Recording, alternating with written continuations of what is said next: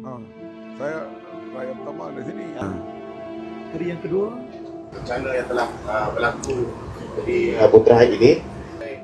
Balai bomba yang berhampiran jadi membentuk kawah. Dan kemudian report polis semua kena buat, detail in detail. TNB, bomba semua clear. Boleh masuk. Ada keputusan petang ni? Petang ni dia start. Bomba and tunggu TNB, polis and bomba. Dia akan bawa masuk nanti. Pastikan elektrik tu jangan petik dulu, takut tak selamat. Ni sempat yang ambil barang. Nak tunggu ambil barang. Ni, orang ambil barang. Nanti masuk mesti dengan polis, mesti dengan bomba, mesti dengan TNB. Tak boleh masuk sendiri ya. Dia akan iring. Okey no? Apalah. Kawan tengok dari luar. Ni rumah kampung baru kah? Ya. 300. Dan kita pilih dewasa ada 100. Jangan bagi balik lagi sendiri. Mesti diiring oleh polis dengan bomba dan TNB kalau nak balik. Polis bomba pergi pastikan security dulu. Kalau ada yang masuk sekarang ni kami akan channelkan kepada PPS dekat Kemelia. Very suasana begini security very important. Keselamatan orang tu. Rumah hangus habis ke apa ke? Rumah hangus habis, motor 2 biji dengan 1 kelai. Semua kena buat report polis tau. Nanti polis akan sedia meja ni buat report polis penuh. Sebarang benda hilang walaupun golok kena tulis. Walaupun pisau golok. Memang pak kejadian tu dengan rumah saya memang kapten ya. Kapten. Asal mana? Asal sini. Asal sini. Bunyi bercakap macam pelik Kedah kawan ramai kan. Dia boleh cakap bunyi bercakap sopa Kedah Pulau Pinang Masih banyak boleh datang. Makan tak ada masalah makan. Okey tak apa.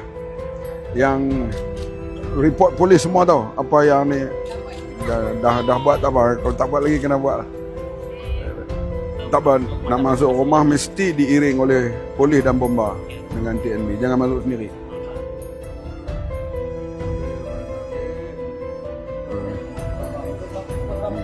Ni tak ada cedera. Nah, macam mana akibat panas? Saya turun dari tembok ke sungai. kaki makcik ni sebelah ni dah sakit. Saya So memang dia berat kat sini. terjun kaki ni berapa detik. Saya ingat tengok ni. Apa ni apa report polis nanti boh detail tau. Mau apa tu. Jadi sekarang tak boleh nak jalan. Sempat lari hari tu Alah, sian.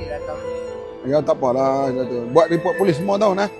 Report polis kena detail apa yang hilang, apa yang semua tu. Okey. Tak apa, okey baik. Alah.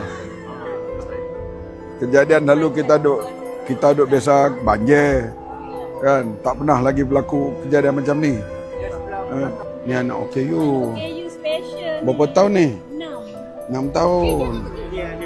Gantung lama dah. Ni, dah operate dah. Kali dah. Oh, anak OKU. Operate jantung ni banyak kali. Operate jantung ni kali dah. Berapa kali dah? Jangan. Ha? Nama apa je? Nama? Tak boleh. Duduk sana lagi dek. Masih buat haji. Buat haji kan? Okey, tak apa. Oh, OKU. Oh, ni. Bagi. Terima kasih. Baik, nak ambil. Masuk sungai. Ni. Pergi merendam dalam sungai. Ha. Meretas sungai ni. Mentas sungai. Lari sampai 26. 25. Rumah masalah. Tak tahu lagi ya. Tak apa. Tengok lagi. Teruskan baru.